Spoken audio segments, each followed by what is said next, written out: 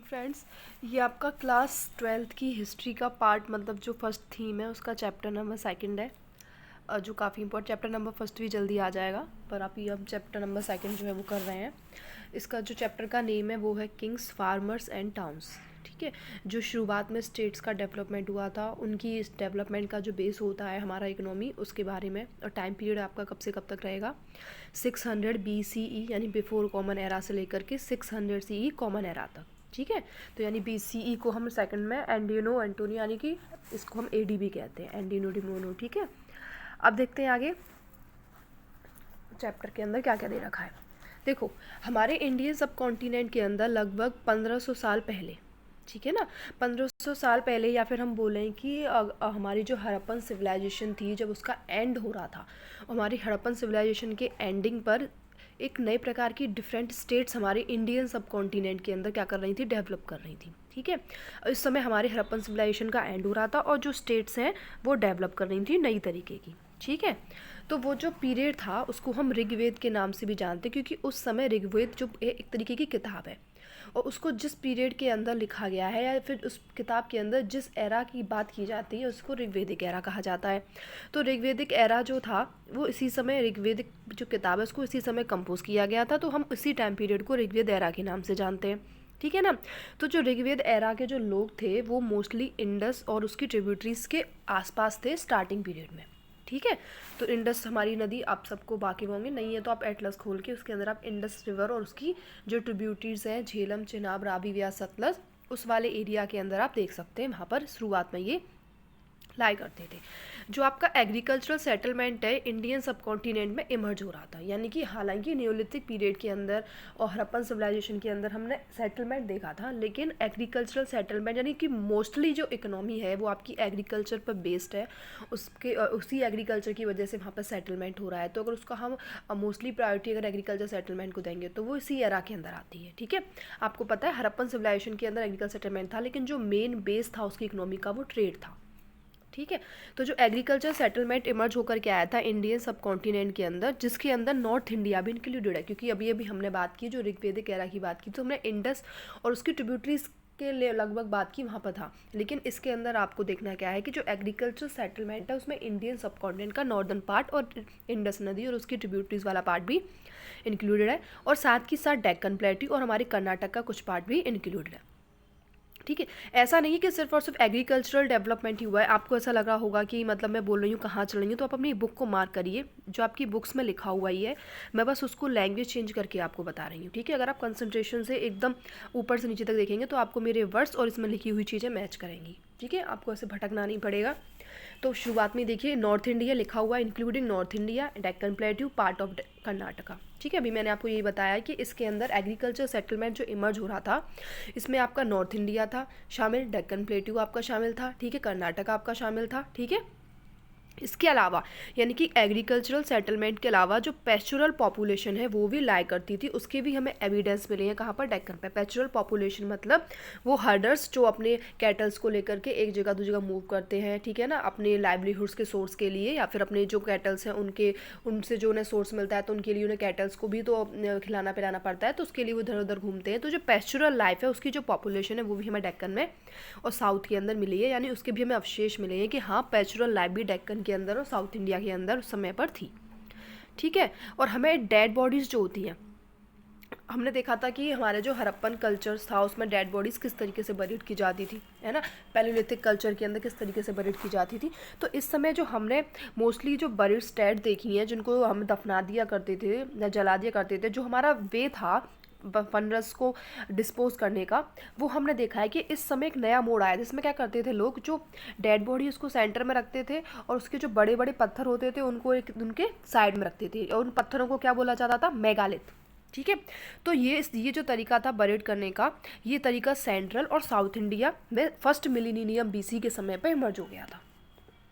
ठीक है, तो फर्स्ट मिलीनियम BC यानी का मतलब क्या होता है, 1000 BCE। तो 1000 BCE के टाइम पीरियड पे जो इस तरीके से जो बरेड किया जाता था पर्सन को दफना के, चारों ओर बड़े बड़े पत्थर लगा करके, जो बहुत फेमस हो गया था। कहाँ पर फेमस हुआ था, आपके सेंट्रल इंडिया के अंदर और साउदर्न इंडिया के अंदर। ठीक है। और बहुत सारे केसेस में तो हमने ये भी देखा है कि जो डेड बॉडी को बरिड किया गया है उस डेड बॉडी के साथ में बहुत सारे आयरन टूल्स और वेपन्स भी रखे गए हैं। जब हम किसी डेड बॉडी के साथ में इस तरीके के आइटम्स रखते हैं तो इससे हमें ये पता चलता है कि जो लोग हैं वो इस वाली लाइफ के अलावा जो उनकी डेथ के बाद जो लाइफ है उस पर बिलीव करते हैं। उनको लगता है कि मरने के बाद भी एक ज़िंदगी है, वहाँ पर भी व्यक्ति को अपने बचाव के लिए इन चीज़ों की ज़रूरत पड़ सकती है, इसीलिए वो बरियल्स के साथ में आयरन्स और वेपन्स को साथ में रख देते हैं। ठीक है। तो 6th सेंचुरी BCE से हमने देखा था कि हमें एविडेंस मिले थे इस तरीके के ट्रेंड के। शायद हो सकता है कि ये अर्ली स्टेट में बहुत ज़्यादा विजिबल हो, बहुत ज़्यादा इमरजेंस हो। अर्ली स्टेट्स यानी कि स्टेट क्या होता है, एक टेरिटोरियल कॉन्सेप्ट होता है जिसके अंदर जो गवर्नमेंट होती है वो सोवरेन होती है। ठीक है ना, द टेरिटोरियल कॉन्सेप्ट्स, ठीक है ना, in which the government is sovereign, यानी कि जो उस जगह को रूल कर रहा है वो सोवरेन होता है, किसी के अंडर में नहीं होता है, तो हम उसको स्टेट बोलते हैं। ये आज की प्रेजेंट टाइप की डेफिनेशन है। इसमें थोड़ा बहुत अदला बदली की जा सकती है जो हमारे हिस्ट्री के टाइम की है। ठीक है।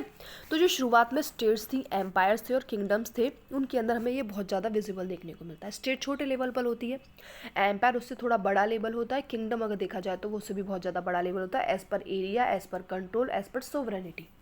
ठीक है। उसके बाद देखो जो पॉलिटिकल प्रोसेस है जो इसमें चेंजेस हो रहे थे, तो इसके एविडेंस हमें मिले कि एग्रीकल्चर प्रोडक्शन ऑर्गेनाइज होने लगा था। इसके साथ साथ जो नए टाउन्स थे वो भी इमर्ज होकर के आ रहे थे। ठीक है ना, यानी कि तुम्हारा एग्रीकल्चर प्रोडक्शन बढ़ रहा है, तुम्हारा प्रोडक्शन बढ़ रहा है, इसका मतलब क्या है कि तुम्हारी इकोनॉमिक तरीके से बढ़ रही है। क्योंकि प्रोडक्शन ऐसा तो होता नहीं कि तुमने 4 किलो अगर अपने खेत में उगाया तो तुम 4 किलो ही पूरा खा पा रहे हो। अगर तुम 2 किलो खा पा रहे हो तो ऐसा नहीं कि अगली साल तुमने 6 किलो उगाया तो तुम 7 किलो खा पाओगे, नहीं, खा तो आप उतना ही पाओगे जितनी आपकी बैलेंस डाइट है। लेकिन जो एक्स्ट्रा प्रोडक्शन हो रहा है आप उसको या तो स्टोर करोगे, आप उसको ट्रेड करोगे, या उसको बेचोगे। उसको बेचोगे तो तुम्हारे पास पैसा आएगा, तुम्हारा इकोनॉमिक डेवलपमेंट होगा। तो जो एग्रीकल्चरल डेवलपमेंट था वो एग्रीकल्चर प्रोडक्शन से भी मेंटेन करता है। जब एग्रीकल्चर प्रोडक्शन ऑर्गेनाइज हो गया, लोगों ने तरीके से खेती करना शुरू कर दिया, अपनी ज़रूरत के हिसाब से रखना, बाकी को बेचना शुरू कर दिया, तो इससे पैसा आया और पैसे से आया व्यापार होना। और व्यापार के साथ क्या होता है, आपके नए टाउन से मर्ज होकर के आते हैं, नए टाउन्स आपके बन निकल करके आते हैं। और वही एग्रीकल्चर प्रोडक्शन के ज़्यादा होने की वजह से, इकोनॉमिक डेवलपमेंट की वजह से आपको न्यू टाउन्स के डेवलपमेंट का टाइम पीरियड भी इसी समय पर दिखाई देगा। ठीक है। और आप ये टाइम पीरियड माइंड में सेट करके रख रहे हैं ना। मैंने शुरुआत में चैप्टर में स्टार्टिंग में आपको बताया था कि आपको किस पीरियड के टाइम पीरियड की मध्य सोचना है। 600 BCE बिफोर कॉमन एरा से लेकर के 600 CE कॉमन एरा तक के बीच की बात हो रही है ये सब। तो आपको अपने माइंड में ये टाइम पीरियड रख के चलना है, ऐसा नहीं कि हवा में आप बातें सुन रहे हैं। 600 BCE से 600 CE के बीच में ही ये सारी घटनाएं हो रही हैं। ठीक है। अब देखो, अब चैप्टर की स्टार्टिंग होती है, वो एक तरीके से इंट्रोडक्शन था। अब देखते हैं प्रिंसिप एंड पियदसी। ओके। तो कुछ इंपॉर्टेंट मोमेंटस डेवलपमेंट है जो इंडियन एपिग्राफी के अंदर हुए थे 1830s में। ठीक है। अब ये जेम्स प्रिंसिप नाम के एक ऑफिसर थे जो ईस्ट इंडिया कंपनी के मिंट ऑफिसर थे। ठीक है ना, जो खदान वगैरह में जो काम वगैरह करते हैं तो उनमें ऑफिसर्स थे। तो जो मिंट ऑफिसर थे ईस्ट इंडिया कंपनी के, उनका नाम क्या था, जेम्स प्रिंसिप। ठीक है। तो जेम्स प्रिंसिप ने क्या करा था, जो हमारी शुरुआत की ब्राह्मी और खरोष्टी लिपि में लिखी गई इंस्क्रिप्शंस थे या लिखे गए इंस्क्रिप्शंस थे या कॉइन्स पर लिखी हुई भाषा थी, जैसे कि हमारी हिंदी की देवनागरी लिपि है, इसी तरीके से उस समय के अंदर, है ना, जेम्स प्रिंसिप यानी कि लगभग अशोका वाला टाइम पीरियड के समय में मोस्टली ये दोनों लिपियाँ फेमस थी। तो उस समय के अंदर ब्राह्मी और खरोष्टी लिपि में जो भाषा के अंदर जो चीज़ें लिखी गई थी, इंस्क्रिप्शन यानी हार्ड सरफेस के ऊपर और कॉइन्स के ऊपर, तो उनको सबसे पहले जो डेसिफर किया गया, उनको समझा और उनको बताया कि उनमें क्या लिखा गया है, वो व्यक्ति आपके कौन थे, जेम्स प्रिंसिप थे। ठीक है। और ये काम उन्होंने कब करा था, 1830s के लगभग किया था।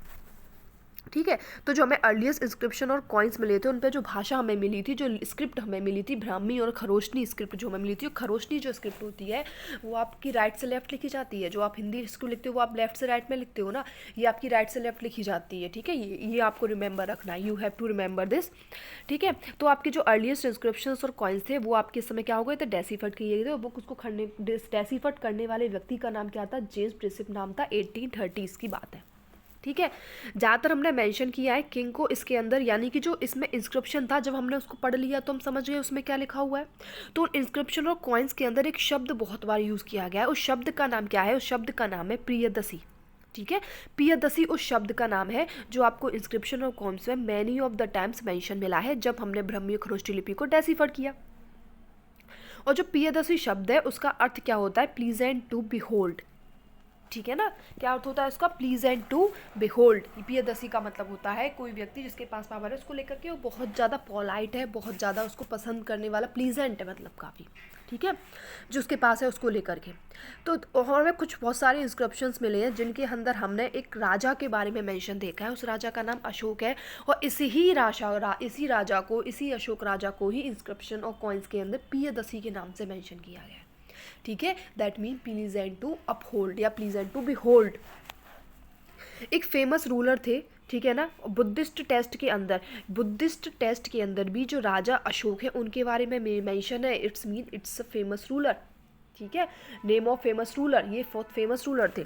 तो इससे हमें नया डायरेक्शन मिला इन्वेस्टिगेशन करने का। जो हमारा शुरुआत का इंडिया का पॉलिटिकल हिस्ट्री है ना, जो यूरोपियंस ने इन्वेस्टिगेशन की, हमारे इंडियन स्कॉलर्स ने करी, ठीक है। उन्होंने इंस्क्रिप्शन को और टेस्ट को पढ़ा, उनकी लैंग्वेज को समझा, बहुत सारी डायनेस्टी जो हमारे इंडिया में रूल कर रही, उस समय सब कॉन्टिनेंट रूल कर रही थी, उनके बारे में जाना, है ना।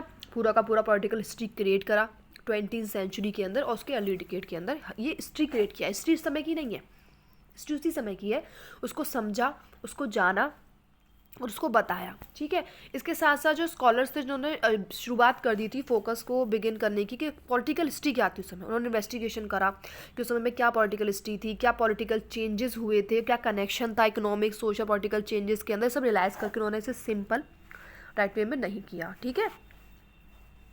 ये देखो ये इंस्क्रिप्शन है। इंस्क्रिप्शन पर राइटिंग लिखी होती है और वो हार्ड सरफेस पे लिखी होती है। वो हार्ड सरफेस आपका स्टोन हो सकता है, मेटल हो सकता है, कोई पॉटरी भी हो सकती है। आप किसी स्टोन पर आप अपनी कोई बात, अपना कोई मैसेज लिखवाओ, या आप किसी मेटल पे अपना कोई मैसेज लिखवाओ, या किसी पॉटरी पे आप अपना कोई मैसेज लिखवाओ, तो दैट्स कॉल्ड ऑन इंस्क्रिप्शन। इसके अंदर रिकॉर्ड होते हैं, राजा ने क्या अचीवमेंट करे वो उन अचीवमेंट को शो करने के लिए, पूरी जनता को बताने के लिए वो लिखवा सकता है। वो अपनी कोई एक्टिविटी या कोई अपना आइडिया लिखवा सकता है, या वो कोई अपना ऑर्डर पास कर रहा है उसको लिखवा सकता है, ठीक है ना। वो कोई डोनेशन दे रहा है किसी वुमेन को, मैन को, किसी रिलीजियस इंस्टीट्यूशन को कि मैंने इसको इतना डोनेशन दिया, मैंने उसको इतना डोनेशन दिया, मैंने टेंपल में डोनेशन दिया, वो उसको लिखवा सकता है, ठीक है ना। तो एक तरीके से इंस्क्रिप्शन आपका परमानेंट रिकॉर्ड हो जाता है, इतनी जल्दी आपका मिटता नहीं है। और ये हमें आज तक यूजफुल हो रहा है कि हम हिस्ट्री के बारे में जान पा रहे हैं, क्योंकि जो आपने स्टोन पे, मेटल पे और पोइट्री पे लिखा है वो इतनी जल्दी आपका क्या नहीं होगा, वो उतनी जल्दी आपका रफ नहीं होगा, आपका इरेज नहीं होगा, और उसको आप काफ़ी लंबे समय तक रख सकते हो। काफ़ी लंबे समय तक आने वाले राजा महाराजा भी पढ़ सकते हैं कि इस राजा ने इतना डोनेशन दिया, इस राजा ने इतनी हेल्प करी, इस राजा ने इतने क्षेत्रों को जीता, इस राजा को इस नाम से भी जाना जाता है, इसने ऐसे ऐसे मैसेजेस भी पहुंचाए, इसने ऐसे ऐसे रिलीजियस इंस्टीट्यूशन को भी फॉलो किया। तो ये सब हम कैरी कर सकते हैं, ठीक है। तो अगर हम डेटेड के बेसिस पर करते हैं, या हम इस राइटिंग की स्टाइल के बेसिस पे उनका प्रेसिडेंट बेटो से बोलते हैं ना पैलियोग्राफी, ठीक है। एग्जाम्पल है 250 BCE के अंदर एक लेटर था ए, उसको इस तरीके से लिखा जाता था, ये आपका उल्टा खे जैसा जो लग रहा है, ठीक है ना। या हिंदी में जो हम त्रा बनाते हैं, क्षेत्र ज्ञान बनाते हैं, तो त्रा जो उल्टा जैसा लगता है, तो ये ए इस तरीके से लिखा जाता था। 500 BCE के अंदर इसी ए को हमने भावालू की तरह लिखना शुरू कर दिया। तो इसीलिए डेसिफर्ड करना बहुत जरूरी है, तभी आप समझ सकते हो कि उसके अंदर क्या लिखा हुआ है ना। तो ये ए का एग्जाम्पल आपको अच्छा मिल गया कि ओ ए को जो 250 BCE में आप उल्टा त्रा की तरह लिखते थे, उसी को आपने 500 BCE के अंदर 200-250 साल के बाद आपने भ की तरह लिखना शुरू कर दिया। तो आपके अर्लीस्ट जो इंस्क्रिप्शन थे वो आपको प्राकृतिक भाषा में मिले थे, जो भाषा होती थी साधारण लोगों की, ठीक है। जो प्राकृतिक भाषा होती थी साधारण लोगों की, उस भाषा के हमें क्या मिले थे, अर्लीस्ट इंस्क्रिप्शंस मिले थे, ठीक है। और ज़्यादातर जो रूलर्स का जो नाम था, जो अर्लीस्ट इंस्क्रिप्शन हमें मिले थे, उन अर्लीस्ट इंस्क्रिप्शन में जो भाषा यूज़ की हमने प्राकृतिक भाषा, तो उन अर्लीस्ट प्राकृतिक भाषा में लिखे हुए जो इंस्क्रिप्शन थे उनमें जो ज़्यादातर राजाओं के जो नाम मिले थे, वो राजाओं के नाम कौन थे, अजातशत्रु और अशोक, ठीक है ना। जो प्राकृतिक टेस्ट में लिखवाया इंस्क्रिप्शंस के ऊपर सॉरी। तो जो प्राकृतिक फॉर्म थी इस चैप्टर में हमने वही देखी, जो पाली भाषा है, तमिल भाषा है, संस्कृत भाषा है, इस समय बहुत ज़्यादा इंस्क्रिप्शन पे देखी हमने, ठीक है। हो सकता है लोग और अदर भाषाएं भी बोलते हो, ठीक है ना, लेकिन उनको राइटिंग पर्पज से यूज़ ना करते हो, केवल स्पीकिंग पर्पज से यूज़ करते हो। इसलिए हमने राइटिंग पर्पज से हमने तमिल, संस्कृत, पाली, प्राकृतिक जो ऑर्डिनरी लैंग्वेजेस थी उनको हमने ज़्यादातर देखा था। अब देखो द अर्लीस्ट स्टेट्स, यानी कि जो महाजनपद हैं आपके 16 महाजनपद हैं, जो काफ़ी इंपॉर्टेंट है। यही 16 महाजनपद आपको अर्लीस्ट स्टेट्स में देखे जाएंगे। इन्हीं जनपद को पहले जन कहते थे, जन यानी कि छोटा सा लैंड, उस पर आपका कंट्रोल है। वही छोटा सा लैंड आपने धीरे धीरे करके काफ़ी बड़ा कर लिया, काफ़ी एरिया आपने कंट्रोल में कर लिया, तो फिर वही छोटा सा लैंड जो है जन से क्या बन जाएगा, महाजन, महाजनपद, ठीक है ना। तो जनपद से क्या बन जाएगा, वो आपका महाजनपद। तो अर्लीस्ट जो आपकी स्टेट्स हैं उनमें टोटल 16 महाजनपद थे। उन 16 महाजनपद का नाम, उनकी capital you should be remember. ठीक है, तो 16 महाजनपद थे। 16 सेंचुरी BCE की बात है कि उस समय हमने एक टर्निंग पॉइंट देखा अर्ली इंडियन हिस्ट्री के अंदर। ये एक ऐसा एरा था जो शुरुआत की स्टेट से, सिटीज से एसोसिएटेड करता था। इस एरा के अंदर आयरन का यूज़ हो चुका था। इस एरा के अंदर कॉइने, आप आयरन का यूज़ हो चुका था, ये आप अपने माइंड में वैसे भी याद रख सकते हैं। आयरन का यूज़ हुआ तभी उन लोगों ने खेती अच्छी करी, अपना प्रोडक्शन बढ़ाया, अपनी इकोनॉमी को आगे बढ़ाया, अपने ट्रेड को आगे बढ़ाया, नए टाउन्स अपनी स्टेट के अंदर आर्मीज रखी, उसको पावर बनाया, तभी उन्होंने आगे के क्षेत्रों को जीता। दैट्स वाई दे कॉल्ड इस महाजनपद। इट्स मीन आयरन के टूल का यूज़ करना उन्हें पॉजिटिवली इफेक्टिवली आ गया था। ठीक है, तो कॉइनेज जो थी उसका, क्योंकि ट्रेड होगा तो कॉइन्स होंगे। ठीक है, कॉइनेज का डेवलपमेंट हो गया था। इसके साथ साथ बहुत ज़्यादा डाइवर्स सिस्टम था, बुद्धिज्म, जैनिज्म। ठीक है ना, अर्ली बुद्धिस्ट जैना टेस्ट वो भी हमें इस समय पे मिले। यानी महाजनपद जब थे इसी समय है बुद्धिस्ट जैनिज्म भी ग्रो कर रहे थे। ठीक है ना, जो आपके महावीर बुद्ध हैं, जो महात्मा बुद्ध है, सॉरी, जो आपके महावीर जैन है, वो आपके इसी एरा के ही हैं, है कि नहीं। 400-500 BCE के ही हैं। और हम किस पीरियड की बात कर रहे हैं, 600 BCE से 600 CE की बात कर रहे हैं। तो इसी समय आपके बुद्धिज्म, जैनिज्म का भी प्रोपोगेंडा चल रहा था। उनके टेस्ट भी हमें मेंशन मिले हैं, उनके बारे में चैप्टर 4 के अंदर पढ़ेंगे। तो जो 16 स्टेट्स थी उनको हम महाजनपद आज बोलते थे। ठीक है, इसके अलावा कुछ लिस्ट है, कुछ नाम इसमें दे रखे हैं, जैसे कि जो ये सब नाम है ये आपके महाजनपद के नाम है। पहला नाम इंपॉर्टेंट, वज्जी। वज्जी एक डेमोक्रेटिक रिपब्लिक था।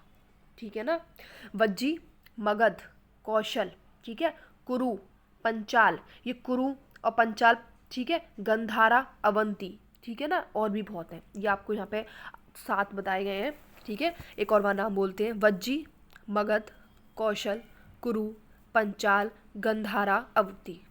ठीक है, वज्जी, मगध, कौशल, कुरु, पंचाला, गंधारा, अवंती। ठीक है, ये आपको 7 नाम यहाँ से याद हो गए। बाकी के नाम आप अपनी अदर सोर्स गूगल से मेंशन करके, बट आपको 16 नेम्स विद कैपिटल याद रखनी है। ये उन सभी 16 में थे कुछ इंपॉर्टेंट महाजनपद के नाम हैं। ठीक है, जो मोस्ट महाजनपद था उन पे ज़्यादातर किंग रूल करते थे। ठीक है ना, कुछ को हम गण और संघ के नाम से जानते थे, जिसमें एक एग्जांपल था वज्जी। जो वज्जी आपका महाजनपद था, उस वज्जी महाजनपद को आप गण और संघ के नाम से जानते थे, क्योंकि वहाँ पर रूल करने वाला कोई एक राजा नहीं बल्कि ग्रुप ऑफ राजास थे। ठीक है ना, तो वज्जी को आप यानी गण और संघ के नाम से जानते थे। ठीक है ना, जिसमें किंग्स रूल करते थे। एक राजा किंग रूल नहीं करता था, उसमें किंग्स रूल करते थे, उसको हम गण या फिर संघ कहते थे। ठीक है ना, ओलिगार्कीज थी। ओलिगार्कीज इसी को ही बोला जाता है जहाँ पर एक रूलर ना हो करके बहुत सारे रूलर्स होते हैं, जहाँ पे पावर जो होती है वो नंबर ऑफ मैन के साथ में शेयर करी जाती है ना, कलेक्टिवली होते। तो राजा का रूल नहीं, राजास का रूल होता है, इसको ओलिगार्की भी कहते हैं। ठीक है, तो वहाँ पे जो रूल होती है, पावर जो होती है शेयर की जाती है बिटवीन द किंग्स, और वहाँ पर जो पूरा रूलर होता है, वो रूलर जो होता है वो राजा नहीं, राजास या किंग्स होते हैं। ठीक है, जो महावीर और बुद्धा है ये आपके गण से बिलोंग करते थे दोनों। आपके महावीर जैन और बुद्धा जो है दोनों गण से बिलोंग करते थे, रिपब्लिक से बिलोंग करते थे, जहाँ पर कोई एक रूल नहीं करता था बल्कि किंग्स रूल करते थे। सोवरेनिटी किंग्स के ऊपर थी। मैंने भी आपको बताया, वज्जी संघ इसका एग्जाम्पल है। ठीक है, राजा जो कंट्रोल करते थे वो रिसोर्सेज पर कंट्रोल करते थे और कलेक्टिवली कंट्रोल करते थे, जैसे कि लैंड एक बहुत इंपॉर्टेंट रिसोर्स है। ठीक है ना, अगर रिसोर्सेज की कमी हो जाएगी तो स्टेट क्या हो जाएगा, वीक हो जाएगा। ठीक है, तो हर महाजनपद की अपनी ये कैपिटल सिटी होती थी और वो उस कैपिटल सिटी को फोर्टिफाइड करवाता था। और फोर्टिफाइड करवाता क्यों था, क्योंकि फोर्टिफाइड अगर हम किसी सिटी करवाते हैं तो उससे हमारे 2 तरीके के काम होते हैं। पहला तो हम वहाँ से, अब अगर हम वहाँ फोर्टिफाइड करवाएंगे तो हम क्या करेंगे, अपने आप को प्रोटेक्शन दे सकते हैं। जो दूसरा रूलर अगर हमारे पे वो अटैक करने के लिए आता है तो वो कैपिटल पे अटैक नहीं करता, कैपिटल को नहीं जीत लेता जब तक वो हमारी हार नहीं मानी जाती है। तो इससे एक तो हमारी कैपिटल प्रोटेक्ट होती थी, और दूसरा इससे क्या होता था, हम थोड़े से जो हमारे जो ऑर्डिनरी पीपल की जो लैंड है उससे थोड़ा सा अपवर्ड हो जाते थे। तो अपवर्ड होने से हम क्या करते थे, हम उस पूरी की पूरी लैंड पर अपनी चारों ओर नज़र रख सकते थे। तो जो फोर्टिफाइड करवाते थे कैपिटल सिटी, तो उसके ये रीजंस थे। ठीक है सॉरी। ठीक है, तो हम फोर्टिफाइड करते थे इनको सिटीज़ को, हमें आर्मीज़ रखते थे, क्योंकि हमें हमेशा डर लगा रहता था कि बगल में जो राजा रूल कर रहा है कहीं वो अटैक ना कर दे और हमारी जगह को जीत ना ले। ठीक है, तो उसके बाद हम आर्मीज़ रखते थे। ब्यूरोक्रेसी, हमें जो अब भाई हमारे पास रिसोर्सेज हैं तो हमें उन रिसोर्सेज को हम यूज़ कर रहे हैं, तो हमारी जो जनता है हमें उसको प्रोटेक्शन देनी है, तो हमें आर्मी रखनी पड़ेगी। ठीक है।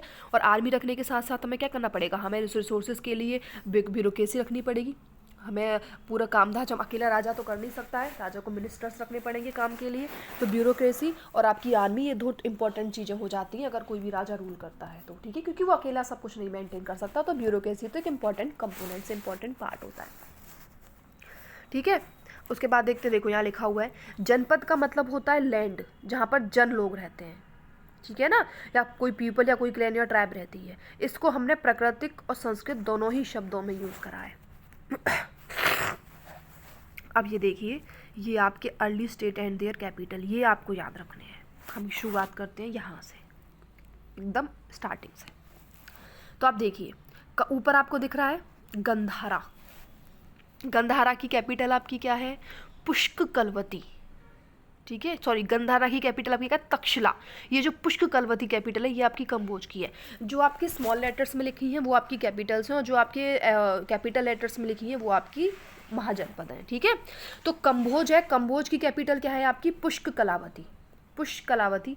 कंबोज की कैपिटल है पुष्कलावती, गंधारा की कैपिटल है तक्षशिला, ठीक है। उसके बाद देखो इधर, ठीक है, आपका देखो सूर्यसेन की कैपिटल है मथुरा, ठीक है। तो सूर्यसेन की, आपकी सूर्यसेन की कैपिटल मथुरा है। कुरु की कैपिटल आपकी क्या है, कुरु की कैपिटल आपकी इंद्रप्रस्थ है। पंचाला की कैपिटल आपकी क्या है, अच्छछत्र है, ठीक है। कौशल की कैपिटल श्रावस्ती है। मल्ल की कैपिटल कुशीनगर है। वज्जी की कैपिटल वैशाली है, वी से वज्जी और वी से वैशाली, इसे कभी कभी वृज्जी भी कहते हैं। वज्जी कैपिटल आपकी वैशाली है। मगध की कैपिटल आपकी राजगीर, काफ़ी इंपॉर्टेंट और काफ़ी पावरफुल आपका महाजनपद था। मगध की कैपिटल आपकी राजगिरी है। अंग की कैपिटल आपकी चंपा है, ठीक है। काशी कैपिटल आपकी वाराणसी है। वत्स की कैपिटल आपकी कौशाम्बी है, ठीक है। अवंती की कैपिटल आपकी क्या है, उज्जैनी, और एक इधर छेदी भी दे रखा है। तो ये आपकी क्या है बेटा, महाजनपद है। ये नीचे अश्मका दे रखा है, ठीक है। आप एक बार अच्छे से पढ़ना, अच्छे से ध्यान रखना, कि कैपिटल्स याद रखना, ठीक है ना। एक और बार देख लो, गंधारा की तक्षशिला है, कंबोज की पुष्कलावती है, सूर्यसेन की मथुरा है, कुरु की आपकी इंद्रप्रस्थ है, पंचाला की अच्छछत्र है, कौशल की श्रावस्ती है, काशी की वाराणसी है, कौशल की श्रावस्ती है, वज्जी की वैशाली है, मल्ल की कुशीनगर है, अंग की चंपा है, मगध की राजगिरी है ना, वत्स की कौशाम्बी है, काशी की वाराणसी है, वत्स की कौशाम्बी है ना, और उज्जैन की अवंती है, और ये छेदी है, ठीक है। आगे देखते हैं। ब्राह्मण जो थे उन्होंने संस्कृत भाषा में लिखना शुरू कर दिया था, ठीक है ना। और ब्राह्मण्स ने जो लिखना कंपोज करना शुरू करा था संस्कृत भाषा में, वो उन्होंने क्या नाम दिया था उसको, धर्मसूत्र। यानी ब्राह्मण्स ने जो संस्कृत भाषा के अंदर लिखा होगा, कंपोज किया होगा, जो किताब लिखी होगी ब्राह्मण्स ने संस्कृत भाषा के अंदर, उस किताब का नाम क्या दिया था उन्होंने, धर्मसूत्र, ठीक है। और ये रूलर्स के नॉर्म्स इसमें लिखे हुए थे सबके, कौन सा रूलर कैसे रूल करेगा, उसके अंडर में कौन कौन सी पावर्स हैं, वो क्या क्या कर सकता है, कौन कैसी आर्मी रख सकता है, किस तरीके की ब्यूरोक्रेसी रख सकता है, ये सब उसने रखा, मेंशन किया इस किताब के अंदर, ठीक है। तो जो ब्राह्मण्स थे उन्होंने जिस किताब को कंपोज करा, जो ब्राह्मण्स ने किताब उसको धर्मसूत्र बोला, और उस किताब के अंदर उन्होंने हर चीज़, हर नॉर्म्स किंग से रिलेटेड लिखे, ठीक है ना। तो सोशल कैटेगरीज बना दी इन्होंने। आइडियली एक्सपेक्टेड किया जाता था कि जो क्षत्रिय होते हैं वह रूलर्स होते हैं, तो ये ब्राह्मण्स के द्वारा बनाई हुई चीज़ें हैं जो ब्राह्मण्स ने धर्मसूत्र किताब के अंदर मेंशन करा है। तो उन्होंने यहाँ उसमें ये भी मेंशन करा है कि जो आइडियली जो क्षत्रिय होते हैं वही क्या होते हैं, रूलर्स होते हैं, ठीक है। तो रूलर को एडवाइस करना, यानी कि हमें ये कैसे पता चला कि क्षत्रिय रूलर होगा, राजा ये करेगा, राजा आर्मी रखेगा, राजा के ये कर्तव्य होते हैं, राजा को ये काम करने चाहिए, राजा के अंदर ये इतनी पावर्स हैं, ये सब हमें पता चला ब्राह्मण्स के द्वारा कंपोज की गई किताब धर्मसूत्र के द्वारा, ठीक है। तो रूलर्स को एडवाइस कौन देगा, टैक्स कलेक्ट करने के लिए, कि राजा को टैक्स कलेक्ट करने हैं, राजा को ट्रिब्यूट्स लेनी है, कल्टीवेटर से, ट्रेडर्स से, आर्टिशन से, जो ट्रेडर्स व्यापार कर रहे हैं, जो कल्टीवेटर्स काम कर रहे हैं, ठीक है ना, और जो उन सबसे टैक्स कलेक्ट करना है, ठीक है ना। पीजेंट्स से ट्रिब्यूट्स लेने हैं, क्योंकि राजा के पास पैसा होगा तभी तो वो आर्मी रख पाएगा, तभी तो वो लोगों की सहायता कर पाएगा, तभी तो वो वेलफेयर काम कर पाएगा। तो ये सब किसने डिसाइड किया, ये ब्राह्मण्स ने अपनी किताब लिख करके धर्मसूत्र के अंदर ये सब मेंशन किया कि राजा को ऐसे ऐसे पैसा कलेक्ट करना है, ऐसे ट्रिब्यूट्स लेने हैं, आर्टिशन से, ट्रेडर्स से, ठीक है ना, और कल्टीवेटर से। जो रिसोर्सेज होते हैं उनको प्रोक्योर करना है, पैचुरेट से, फॉरेस्ट पीपल से, ठीक है ना, करना है, कहीं क्वेश्चन मार्क लगा हुआ है। हमें रियली में सच में ये नहीं पता है कि what we do know is their rates, कि वो लोग जो थे उस समय की बात चल रही है, वो क्या करते थे, अपने पड़ोसी को रेट्स करते थे या नहीं करते थे, और वो वहाँ से जो वेल्थ एक्वायर करते थे वो लेजिटिमेट वेल्थ होती थी कि नहीं होती थी, ठीक है। धीरे धीरे करके जो कुछ स्टेट्स थी उन्होंने स्टैंडिंग आर्मी को रखना शुरू कर दिया, स्टैंडिंग आर्मी रखना शुरू कर दिया और रेगुलर ब्यूरोक्रेसी रखना शुरू कर दिया। स्टैंडिंग आर्मी आप रखोगे तो जब राजा ने अपनी आर्मी रखना शुरू कर दिया, क्योंकि राजा ने वो स्टैंडिंग आर्मी रखी क्योंकि उसकी स्टेट का एरिया बढ़ गया था, उसकी स्टेट में प्रोडक्शन ज़्यादा हो रहा था, उसको अपनी स्टेट के लोगों को क्या करना था, कंजर्व करना था। इस वजह से उसने स्टैंडिंग आर्मी रखना, ब्यूरोक्रेसी मेंटेन करना वो शुरू कर दिया, ठीक है ना। उसने मिलिशिया, इसको बोला कि वो मिलिशिया पर डिपेंड करता है रिक्रूट करने के लिए, क्योंकि उसको अगर कहीं भी कंट्रोल करने के लिए जाना है तो उसको किस जरूरत पड़ेगी, उसको मिलिशिया यानी कि मिलिट्री की जरूरत पड़ेगी। देखो इसमें लिखा है ओलिगार्की का मतलब होता है एक ऐसी गवर्नमेंट की फॉर्म जहां पर पावर किसी एक व्यक्ति के द्वारा एक्सरसाइज ना कर करके एक ग्रुप ऑफ मैन के द्वारा एक्सरसाइज की जाती है। जो रोमन रिपब्लिक था वो सबसे अर्लीस्ट ओलिग्राफी का एग्जाम्पल है, यानी रोमन रिपब्लिक अर्लीस्ट ओलिग्राफी। और इंडियन के अंदर ओलिग्राफी का एग्जाम्पल आपका वज्जी संघ है, जो कि एक महाजनपद था जिसकी कैपिटल क्या थी, जिसकी कैपिटल वैशाली थी, ठीक है। तो ओलिग्राफी के एक the form of government in which the groups of kings are ruled, ठीक है। Exercise the power by the groups of kings, ठीक है। अब हम पकड़ पाएंगे मगध के बारे में, लेकिन हम मगध के बारे में पढ़ेंगे नेक्स्ट वीडियो के अंदर। इस वीडियो के अंदर हम इतना ही पढ़ेंगे, आपको इसको अच्छे से पढ़ के अच्छे से समझना है, ठीक है। Okay, thank you.